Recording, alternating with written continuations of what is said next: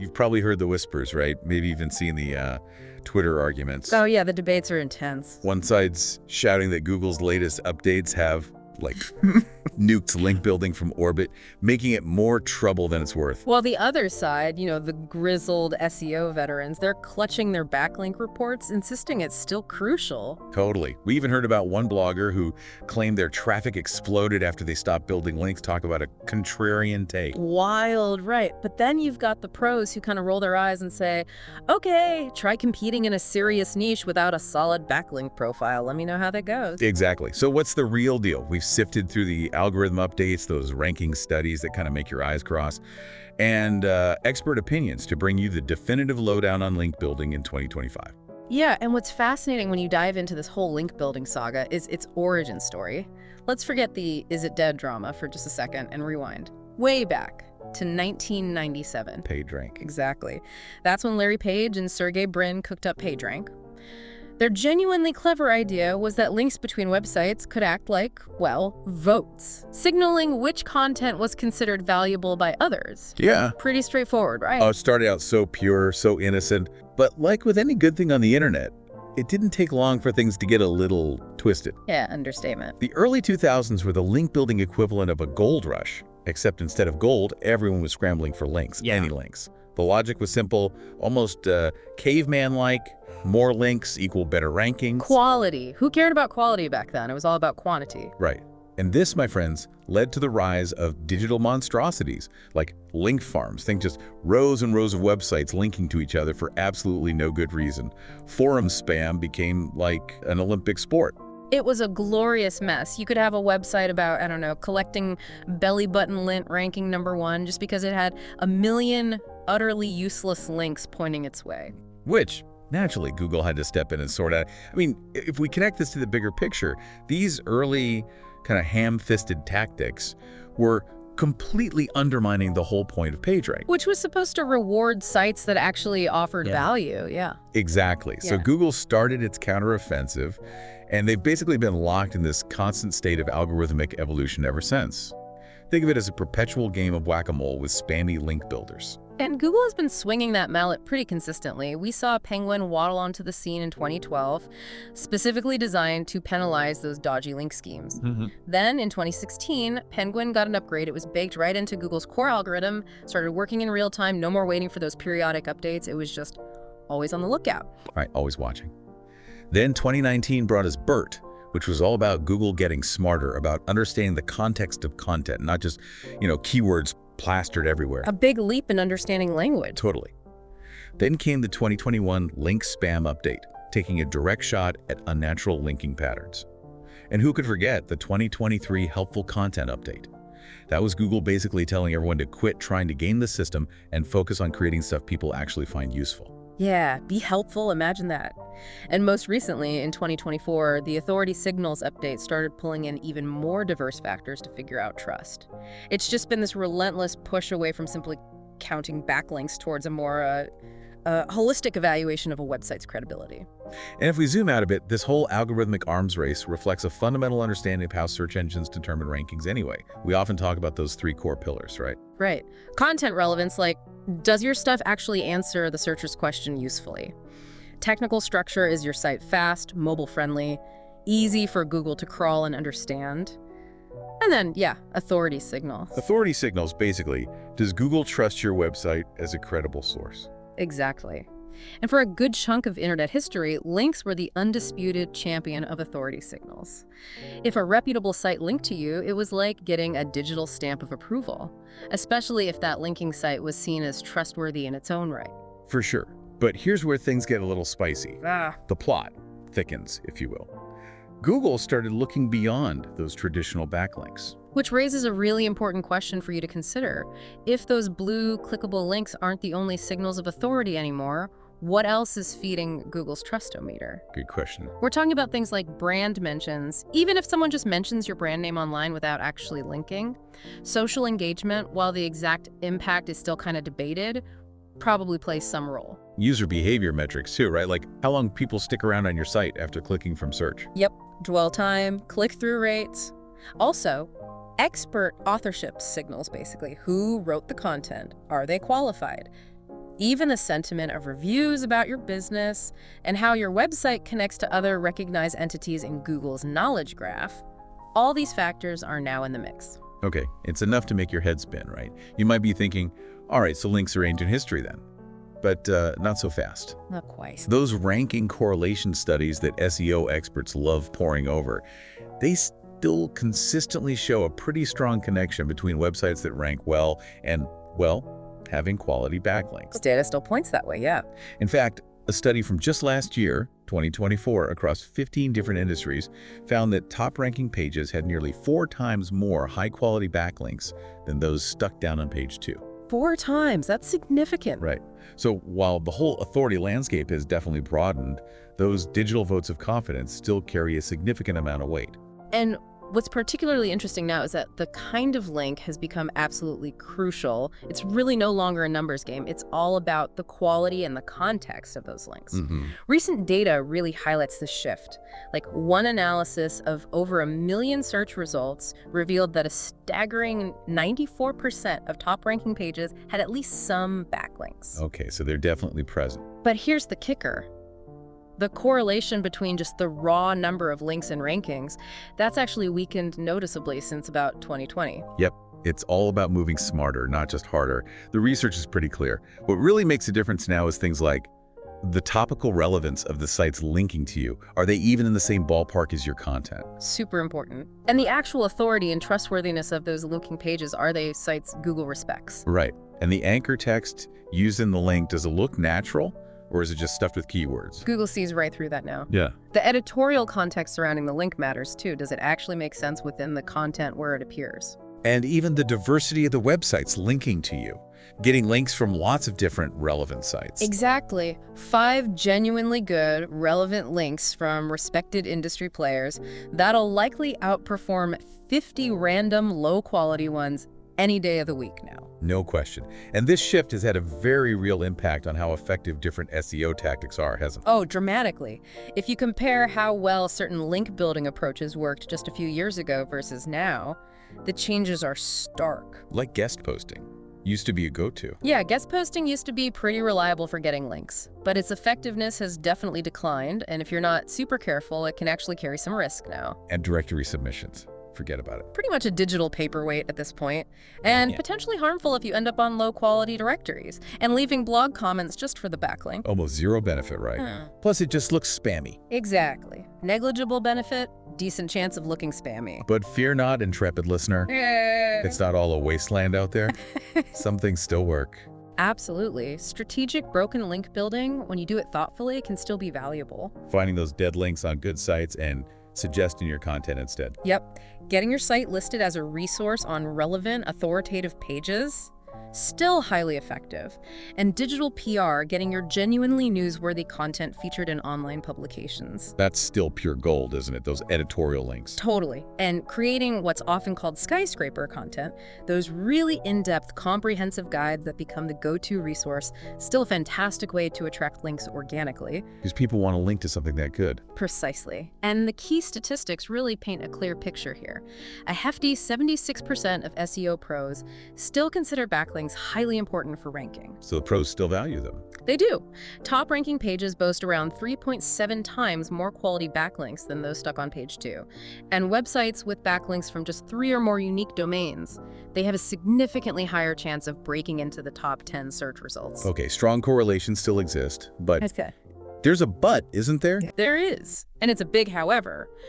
A substantial 68% of SEO experts are actually spending less time on link building now compared to what they were doing back in 2020. Which speaks volumes, doesn't it? It's not that links are irrelevant, it's that the old, time-intensive, often spammy methods just aren't delivering the same bang for the buck. Exactly. And we're also seeing some pretty stark consequences for those who haven't adapted. Websites that get slapped with a penalty for unnatural linking practices, they experience an average traffic drop of a whopping 73%. Ouch, that's brutal. It is. But on the flip side, if you've managed to earn those high authority backlinks, you might actually get away with creating less overall content, maybe around 35% less, according to one study to rank for competitive keywords. Interesting trade-off. quality over quantity in links means maybe less quantity needed in content. Potentially, but here's a real head-scratcher. 84% of content creators report that earning those natural editorial backlinks has become increasingly difficult. Yeah, everyone wants them, so competition is fierce. And perhaps most tellingly, websites that were solely relying on aggressive link-building tactics without focusing on content quality, they saw a significant 41% decrease in traffic after that 2024 Authority Signals update. Wow, so just link building alone isn't going to cut it. Definitely not. It really underscores that fundamental shift in the effort to reward ratio. It's about being strategic, creating genuine value, not just blindly chasing link counts. So let's get down to brass tacks then. What link building tactics are actually worth your precious time in 2025, and which ones should you politely escort out the digital door? Okay, let's talk dead tactics first. The high-risk, minimal reward zone, mass guest posting. The kind where you pump out generic, thinly veiled promotional articles to tons of low-quality sites. Exactly that. Google's algorithms are pretty darn good at spotting those patterns now. Then there are link exchanges and schemes, the classic "I'll link to you if you link to me" stuff. Or those complicated webs. Yeah, Google has become incredibly sophisticated at detecting reciprocal linking, private blog networks built just for links, PBNs, and those convoluted three-way linking arrangements. Don't bother. Got it. And comment spam. Dropping links in blog comments, forum signatures. Still happening, but largely useless. Exactly. They pass significant authority and look completely natural. Creating original research and data is another fantastic way to attract links organically. If you publish unique surveys, studies, insightful case studies, You become the source. precisely, you position yourself as a valuable reference point in your industry. And let's not overlook the power of creating and consistently updating truly comprehensive, useful resources. Think ultimate guides, valuable free tools, in-depth articles that genuinely solve people's problems. Stuff people actually want to share and link to. Right. People will naturally want to link to those. Strategic broken link building is still viable too. Finding broken links on authoritative websites and offering irrelevant content as a replacement, it can work. Might take more effort now, but the links can be high quality. Yeah, success rates might be lower, but the value of a good link obtained this way is high. And finally, never underestimate the power of simply building a strong brand. Just getting your name out there. Exactly. The more people recognize and talk about your brand online, even without direct links, the more natural mentions and potential links you're likely to attract. Google is increasingly recognizing these unlinked brand mentions as a signal of authority. Okay, so it's broader than just the links themselves. Absolutely. And if we take an even broader perspective, beyond just those traditional blue hyperlinks, there are other really important ways to build your website's overall authority. Strong brand development is absolutely key. Like consistent mentions, search volume for your brand. Yep. Consistent mentions across the web, even unlinked, contribute. The more people search for your brand name, the more established you appear. Then there's the whole concept of authorship credibility, often called EEAT, experience, expertise, authoritativeness, trustworthiness. Who wrote this stuff and why should we trust them? Exactly. Who's creating the content? Do they have relevant experience, credentials? Are they recognized experts? This is becoming increasingly important. User engagement signals, too. While maybe not direct ranking factors themselves, They still matter, right? Click-through rates, dwell time. definitely. If people click your result, stick around, come back, those positive interactions signal value to Google. And finally, understanding and effectively leveraging entity relationships through structured data. Helping Google connect the dots about who you are and what you're authoritative on. Precisely. It helps Google understand your topic and your connections to other authoritative entities in their knowledge graph, which boosts your overall authority. Okay, this is where it gets really interesting. You've now got the inside track on the ever-evolving world of link building in 2025. Now, to really help you put this knowledge into action and level up your SEO game, be sure to visit the links in the description below for amazing offers. Seriously, these are resources you won't want to miss to take your understanding to the next level. Okay, let's dive back in and think about what the future holds. What can we expect to see in the link building landscape moving forward? Well, there are a few key trends we can probably anticipate. With AI-generated content just exploding. Yeah, that's a big one. We'll likely see even more sophisticated AI content detection and quality assessment from Google. This will probably impact how much weight they assign to links from different sources, Is the linking content actually good? Right. Is it human level helpful or just AI fluff? Exactly. We might also see some shifts in how link equity flows, potentially moving towards more of a content cluster model. Websites with really comprehensive coverage of a topic might get rewarded more. So covering a topic deeply matters more. Could be. Also, privacy developments on the web could actually give traditional backlinks renewed importance, weirdly enough.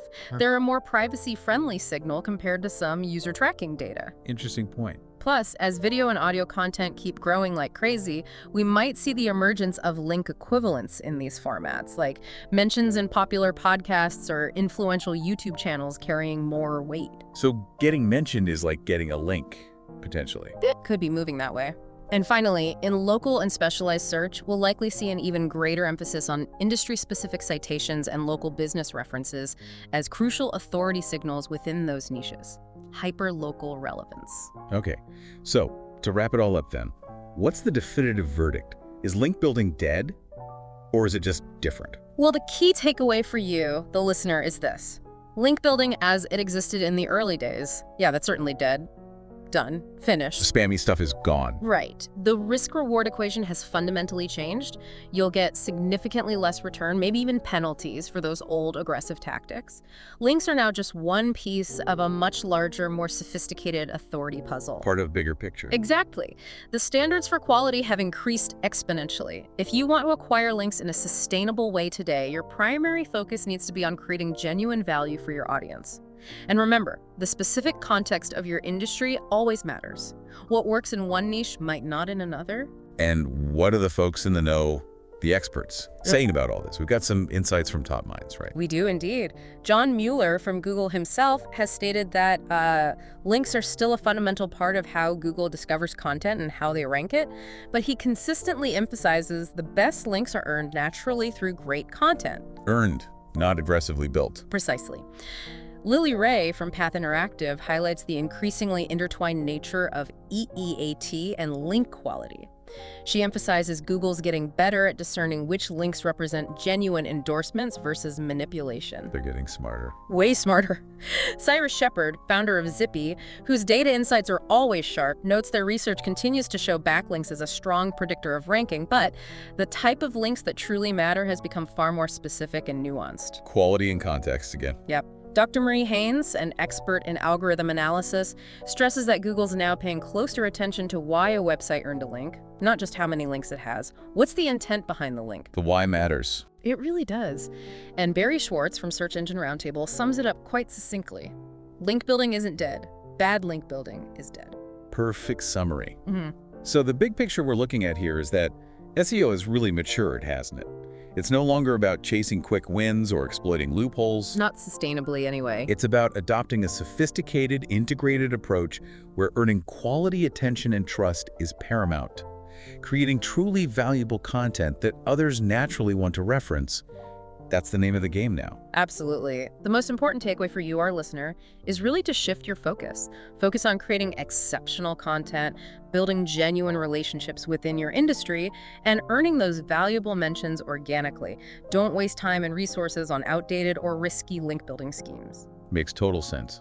So to finally circle back to that initial question that kicked off our deep dive, is link building dead in 2025? The answer is a resounding no. Definitely not dead. But it's absolutely not the same beast it once was. It's less about aggressively building links and much more about strategically earning trust and authority by consistently making valuable contributions online. Couldn't have said it better. And here's maybe a final thought to really get you thinking. Instead of just focusing on how to get more links, what if you dedicated that energy to building something so remarkable, so incredibly useful? Something amazing. Yeah, something so good that other websites in your industry couldn't help but naturally want to link to it. What kind of content, tool, or resource could you create that would become the absolute go-to reference point in your field? Ooh, that's a good challenge. Yep. Something to really make you ponder, right?